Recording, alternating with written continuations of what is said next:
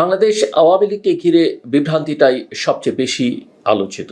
দলটির কার্যক্রম স্থগিত করা হয়েছে, নির্বাচন কমিশন তার নিবন্ধন স্থগিত করেছে, কিন্তু নিষিদ্ধ করা হয়নি। এমন ব্যাখ্যা দেয়া হয়েছে বারবার, অর্থাৎ ভবিষ্যতে তাদের ফেরা একেবারে অসম্ভব নয়। যদিও সরকারের কেউ কেউ বেশ জোর গলায় বলছেন আওয়ামী লীগ আর কখনোই ফিরতে পারবে না। অথচ জনমনে এই দলকে নিয়ে আছে প্রবল ক্ষোভ, আবার এদের সমর্থক গোষ্ঠীও আছে। অনেকেই মনে করেন যদি তাদের আবার সুযোগ দেওয়া হয় তবে গণ অভ্যুত্থানের মূল অর্জনটাই মুছে যাবে। কিন্তু একই সঙ্গে যারা গণতন্ত্রের কথা বলেন, গণতন্ত্রের জন্য লড়াই করেছেন বা গণতান্ত্রিক ব্যবস্থার পক্ষে, তারা আবার শুধুমাত্র একটি কলমের খোঁচায় কোনো রাজনীতি নিষিদ্ধ করবার পক্ষে নয়। আপনাদের স্বাগত জানাই আমি আমার কথা শুনবার জন্য। আজকে আমি যারা শুনছেন এই আলোচনা, তাদের অনুরোধ করবে, কষ্ট হলেও আমার আলোচনাটা শেষ পর্যন্ত শুনবে। আমি দেশের সাম্প্রতিক বিষয় নিয়ে শুরুতে আলোচনা করলেও এর সঙ্গে সংশ্লিষ্ট একটা কেস স্টাডি আলোচনা শেষে আপনাদের সামনে তুলে ধরতে চাই, যাতে আমরা সবাই বুঝতে পারি যে আসলে কতটা আমরা বদলালাম, কতটা বদলানো উচিত, আমাদের কি করা উচিত। বাংলাদেশের রাজনীতি এক অদ্ভুত টানাপোড়েনের মধ্য দিয়ে এগোচ্ছে। দীর্ঘ দিনের এখন একতান্ত্রিক শাসনের পতনের পর দেশের সাধারণ মানুষ, আপনি, আমি, জনগণ সবাই ভেবেছিলাম এখন হয়তো একটা স্বস্তির জায়গা তৈরি হবে, কিন্তু বাস্তব চিত্রটা একেবারেই ভিন্ন। আগামী বছরের শুরুর দিকে যে জাতীয় নির্বাচন হবার কথা, সেটিকে ঘিরে তৈরি হয়েছে বিভ্রান্তি, দ্বন্দ্ব আর অস্থিরতার রাজনীতি। অন্তর্বর্তী সরকারের ভূমিকা নিয়ে যেমন প্রশ্ন উঠছে, তেমনি রাজনৈতিক দলগুলো নিজেদের কৌশলগত অবস্থান নিয়ে একে অপরের সঙ্গে সংঘাতে জড়াচ্ছে। এর ফলে গণতান্ত্রিক ভবিষ্যতের পথ আরো অনিশ্চিত হয়ে উঠছে। আমার কাছে মনে হয় একেবারেই আনসার্টেন। সবচেয়ে বড় দ্বন্দ্ব দেখা দিয়েছে আনুপাতিক প্রতিনিধিত্ব ব্যবস্থা চালুর প্রশ্নে। জামায়াত ইসলামী ও সদ্য গঠিত ন্যাশনাল সিটিজেন পার্টি, আমরা ইসলামিক আন্দোলনের কথা বলতে পারি, এই দাবি তুলেছে। তাদের হিসেবটা অনেক পরিষ্কার, এই ব্যবস্থায় তারা সংসদে প্রত্যাশার চেয়ে বেশি আসন পেতে পারে। অন্যদিকে বাংলাদেশ জাতীয়তাবাদী দল বিএনপি এতে সরাসরি আপত্তি জানাচ্ছে, কারণ তারা জানে বিদ্যমান সরাসরি ভোটের ব্যবস্থাতেই তাদের সংখ্যাগরিষ্ঠ হওয়ার সম্ভাবনা বেশি। এটাই বাংলাদেশের রাজনৈতিক বাস্তবতা। গণতন্ত্রের মূল কাঠামোকে সংস্কারের প্রশ্নে দলগুলো মূলত নিজেদের স্বার্থের দিকেই তাকাচ্ছে। দেশের জন্য কি ভালো হবে, সেই প্রশ্নটা পেছনে পড়ে যাচ্ছে। সংবিধান পরিবর্তন ছাড়া এই ব্যবস্থা কার্যকর করা সম্ভব নয়, সেটা যাদের মাথায় একটু বোধ বুদ্ধি আছে তারা সবাই জানে। অন্তর্বর্তী সরকারের হাতে এমন বড় পরিবর্তনের ম্যান্ডেটও নেই, অথচ তারা কখনো ইঙ্গিত দিচ্ছে এই পথে এগোনোর, কখনো আবার পিছিয়ে আসছে। এতে রাজনৈতিক বিভ্রান্তি আরো বাড়ছে বলে আমার কাছে মনে হয়। সাধারণ মানুষ বুঝতে পারছে না আসলে কি হতে যাচ্ছে। সরকার বলছে ফেব্রুয়ারির প্রথমার্ধেই নির্বাচন হবে, কিন্তু অন্যদিকে কিছু বক্তব্য বিভ্রান্তি ছড়াচ্ছে। কেউ বলছে সরকার আরো দীর্ঘদিন থাকবে, কেউ বলছে আওয়ামী লীগ ফিরতে পারে। এই অস্পষ্টতা ইচ্ছে করে তৈরি করা হচ্ছে কিনা, সেই প্রশ্ন মানুষের মনে জায়গা করে নিচ্ছে। এর মধ্যেই আমরা শুনতে পাচ্ছি যে আওয়ামী লীগের ভোটাররা হয়তো অন্য কোনো দলকে সমর্থন দিয়ে বিএনপিকে ঠেকাবার চেষ্টা করবে। এতে আসন্ন নির্বাচন আরো জটিল হয়ে উঠতে পারে। আমি বলছি না, এই আশঙ্কাটা এখন ধীরে ধীরে সবার মনের মধ্যেই জেগে উঠতে বসছে। এর মধ্যে অনেকের চোখে একটা নতুন শক্তি হিসেবে আবির্ভূত এনসিপি এখনো নিজেদের মধ্যে ঐক্য করতে পারেনি। ছাত্র আন্দোলন থেকে উঠে আসা এই দলের মধ্যে নেতৃত্ব নিয়ে টানাপোড়েনটা খুবই স্পষ্ট।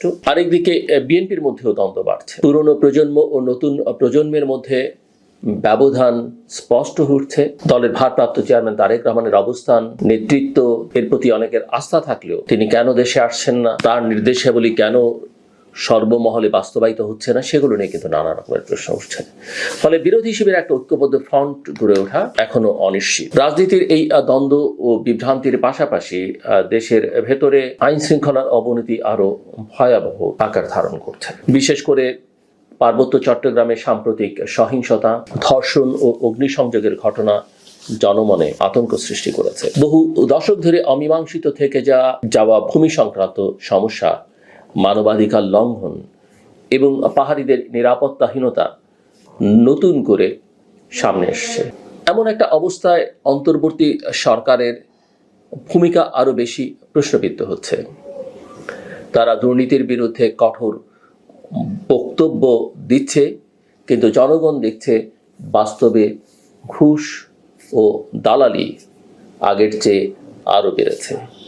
সরকারি নিয়োগ ও প্রশাসনিক পদে লেনদেনের অভিযোগ মুখে মুখে ফিরছে। নিউ ইয়র্ক সফরে 104 সদস্যের বিশাল প্রতিনিধি দল নিয়ে যে বিতর্ক তৈরি হয়েছে তা সরকারের ওপর মানুষের আস্থা আরো অনেক কমিয়ে দিয়েছে। এমনকি সফর শেষে সরকার সমর্থিত রাজনৈতিক দলগুলোর মধ্যেও অসন্তোষ বেড়েছে।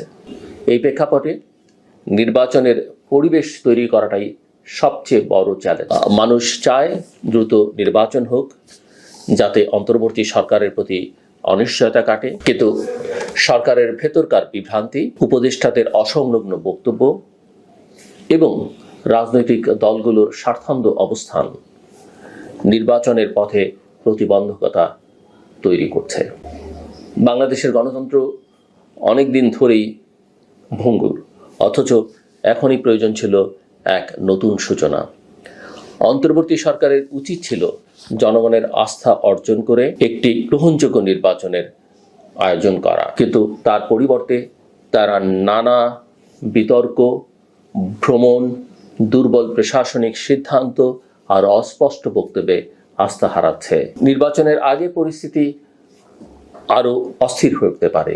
বিএনপি যদি মাঠে শক্ত অবস্থান নেয়, জামায়াত ও এনসিপি যদি তাদের বিরুদ্ধে জোট বাঁধে, আর আওয়ামী লীগের ভোটাররা যদি ভিন্ন পথে যায়, তাহলে নির্বাচন নতুন বিভক্তি তৈরি করবে। তাছাড়া আন্তর্জাতিক অঙ্গন থেকেও চাপ বাড়ছে। ভারত বাংলাদেশ সম্পর্ক এখনো উত্তেজনাপূর্ণ। খাগড়াছড়ির ঘটনার পর ভারত সরাসরি অভিযোগ প্রত্যাখ্যান করেছে, যেটা বাংলাদেশের পক্ষ থেকে করা হয়েছে, যা দুদেশের মধ্যে নতুন এক অবিশ্বাস তৈরি করেছে। এই জটিল প্রেক্ষাপটে বাংলাদেশের রাজনীতির ভবিষ্যৎ নির্ভর করছে মূলত তিনটি বিষয়ের উপর। প্রথমত, অন্তর্বর্তী সরকার কত দ্রুত ও পরিষ্কারভাবে নির্বাচনের রোডম্যাপ ঘোষণা করে। দ্বিতীয়ত, রাজনৈতিক দলগুলো নিজেদের স্বার্থের ঊর্ধ্বে গিয়ে কতটা সমঝোতায় পৌঁছতে পারে। আর তৃতীয়ত, আইন শৃঙ্খলা পরিস্থিতি কতটা নিয়ন্ত্রণে রাখা যায়। এই তিনটে বিষয় সবার জন্য অত্যন্ত গুরুত্বপূর্ণ বলে আমার কাছে মনে হয়। বাংলাদেশের জনগণ অনেক আশা নিয়ে আন্দোলন করেছিল পরিবর্তনের জন্য, কিন্তু পরিবর্তনের পর যদি দেখা যায় বিভ্রান্তি, দুর্নীতি আর সহিংসতা আরো বেড়েছে, তবে সেই আশার মৃত্যু ঘটবে। জনগণ চায় না নতুন করে বিশৃঙ্খলার মধ্যে পড়তে, তারা শুধু চায় নিরাপত্তা, ন্যায্যতা আর ভোটাধিকার নিশ্চিত হোক। আমি শুরুতেই আপনাদের বলেছিলাম যে অন্তর্বর্তী সরকারের হাতে এখনো সুযোগ আছে, যদি তারা স্পষ্ট করে বলে দিতে পারে ফেব্রুয়ারিতেই নির্বাচন হবে, যদি প্রশাসনিকভাবে শক্ত পদক্ষেপ নেয় দুর্নীতি ও সহিংসতার বিরুদ্ধে, আর যদি সব রাজনৈতিক দলকে আলোচনার টেবিলে এনে আস্থা অর্জন করতে পারে, তাহলে পরিস্থিতি বদলাতে পারে।